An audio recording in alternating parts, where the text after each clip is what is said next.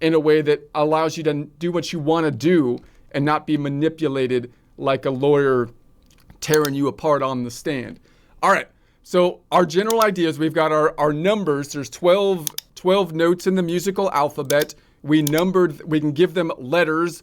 We have A, B, C, and so on, and then the sharps and flats. I'm not going to put a sharp or a flat kind of thing. I'm just going to say it's an A, B. The small A, B means it's either an A sharp or B flat, whichever way we are going on it. And then we're going to have this term is going to give us the number and the letter. So this is just our 12 notes within the musical alphabet. Within those 12 notes, we apply our formula, which we typically are working in the key of C, but I can start this formula on any other note and get a collection of notes from any note. Therefore, there would be 12 different collection of notes that we typically play in Western music. That would be like having 12 crayon boxes. They all have similar colors, but they're all hued differently, let's say, right? And then within each of those crayon boxes, we can decide which color is going to be the primary color. That would be the modes within each of them. So we're going to say if I take whole step, half step, whole, and then keep going down here to the second.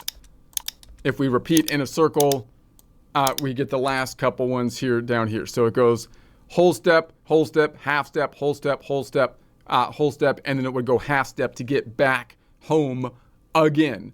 All right, so if we took those 7 notes, here's our 7 notes. That's going to be our collection of notes. We're going to be working in the key of C all the time, but don't let that throw you off because it's the same intervals for all other 12 collection of notes. We can give them an absolute mode, which Nashville number system would give a number. If you use the Nashville number system, people will talk about that as though it's like a shortcut, a hack.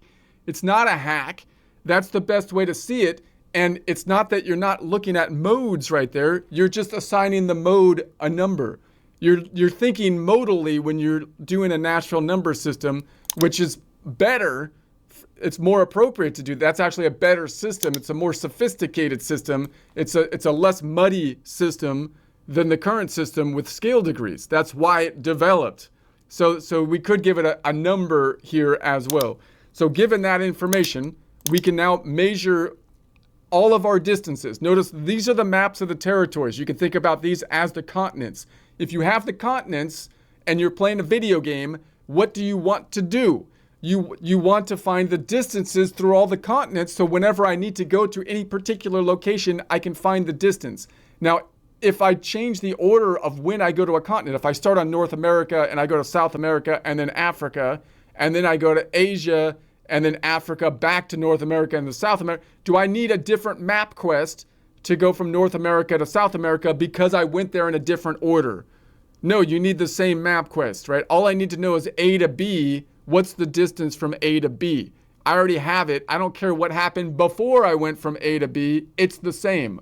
That's the same here, right? These continents are the same.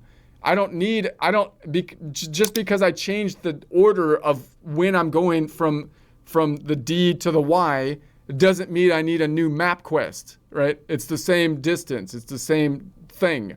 It's even easier than that, however, because if you think about the continents, we really have a block situation. So you're on a block and you're going around the block.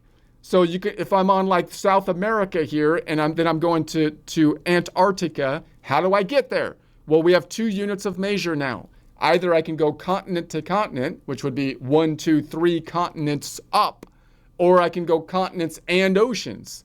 1, 2, 3, 4, 5 continents and oceans up. Those are our 2 kind of units of measure that we're basically using that are going to be implied in our interval structure. Notice the scale degree messes up the measurement. The scale degree makes this South America as though it's now we're going to call it like Asia because we're started there. Because we started there, we're going to call that the 1, 2, 3, 4.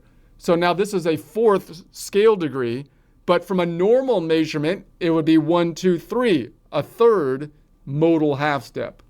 So I'm going to introduce a term of modal half step and allow you just to think about, you want to learn the scale degrees, but remember that they're all too high by 1 because the measurement I mean, there's no argument that the measurement is wrong, okay? Nobody, if you were to do this right now, nobody would do it with a scale degree system. They would do it with a measurement system. But we're stuck with the scale degrees. That's fine. Let's just recognize the issue so that we can measure it properly. They're all off by 1, okay? That's the issue. Okay. So if we go up here and then we check it out, then we have how many measurements could we have? If there's 12 notes, then we could have a measurement between each of them. I can go from the let's say the A to the B. I can go to the A sharp. I can go A to the B. I can go A to the C. I can go A to the C sharp, A to the D, right? So all of those different measurements mean that we have 12, including 0 to 12 or to 11, right? 0 to 11 or 12 different measurements. Those are the intervals that are within 1 octave and not including going negative. So in other words, we're visualizing this going around the block 1 time. You could go around the block 2 times, and you could envision this as kind of a 3D graph that's popping out, right? So then you still have repetition pitch-wise, but then you also have distance. And you could imagine going backwards. We'll talk about going backwards later. We'll talk about octaves later. But right now, we're going to think about it as a clock face, and everything is going around repetition in one area, which gives us kind of the flavor of the interval. All right. So let's just name these out. If we go if we stay on the same note, we're on C, and then we stay on C, then we call that a unison. You might call it a perfect first. Now there's a little bit of inconsistency with the name, because I'm going to try to say that this name, this perfect first or perfect zero or what is going to be the same as we go octaves up, meaning I could keep the flavor as though it's in 1 octave. So it gets a little wonky with the unison terminology. But note that if I'm on the C here, if it's a scale, if it's a collection of notes, then I would say, did I move anywhere from that distance? No, I didn't move anywhere. What's the distance that I moved? 0, right? But from a scale degree standpoint, we're going to call it a first. You see the problem here? It should be 0 distance, but we're going to call it a first. So, and we also don't actually put the distance traveled. So you would think that the perfect first, I would call it, say it in your mind when you're doing this, it's a 0 note away perfect first, particularly on the guitar when you can't see the distance. So you don't want to memorize it just by shape. You want to memorize it by shape and distance, and the distance term has been dropped from the interval term, so add it back because that's the most important term. Now, again, if you were to do this properly, I think the proper term would be a 0 note away. If you're going to keep the perfect, you can keep the perfect and then 0, not 1, because it would be 0 modal half steps, which would mean 1, which would give me a 1 or first step away, right? So it'd be 0 modal half steps.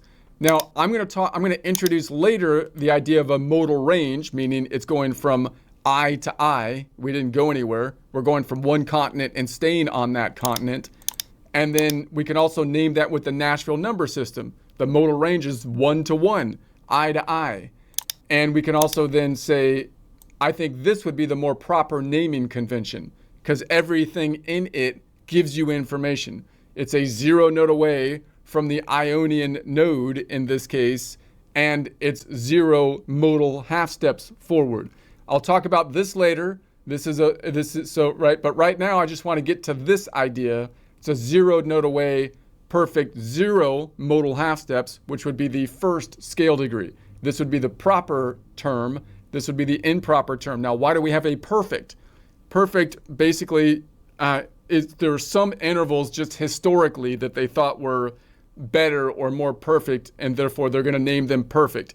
But the general idea was that we're going to give you all the intervals on the major scale, all right? And then everything that's not in the major scale, we're going to call them something else, like a minor, or possibly, if we have to, then default to augmented or diminished, which is just a unit up or a unit back.